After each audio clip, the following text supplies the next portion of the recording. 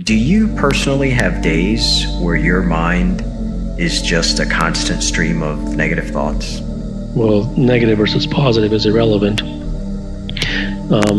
Most of if you. But why is it irrelevant? Don't you feel there's some thoughts that are more negative than they are positive? So when you go outside and you go to a landfill, is there some garbage that's more clean than other garbage?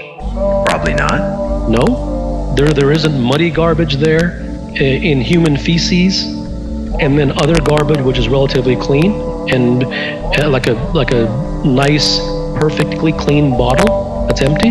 Maybe. Okay, that's the same thing with thoughts. So if you would never go to a landfill and compare cleanliness versus dirt, then it's the same thing with the thoughts. Human beings believe that the mind and the intellect are something to be proud of. And this false notion is what they're fed by society.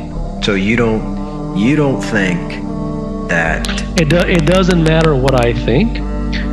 The only significance here is that you are convinced of the opposite, and that isn't right or wrong. I'm really not convinced of the opposite, but that's why I asked the question. So maybe I should take the negative stream out of it and just say a constant stream of thoughts, maybe an abnormal amount. Yeah, the mind is a barking dog. When that dog doesn't stop barking during the course of an hour or 2 hours, like, what do? Nothing. You're not going to stop the mind from barking.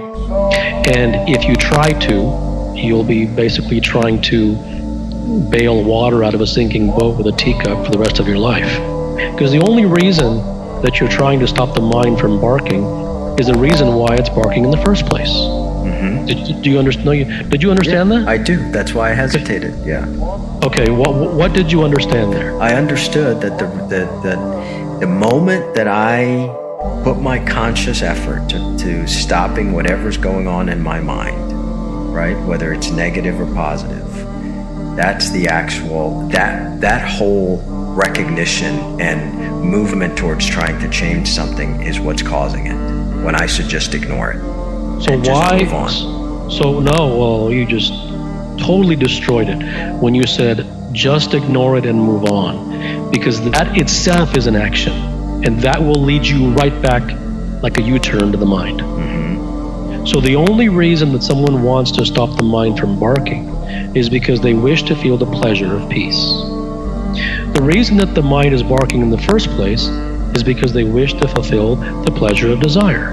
So the search for happiness and pleasure is the most fruitless search of a human life, and it is the single most critical reason why a human being lives in suffering.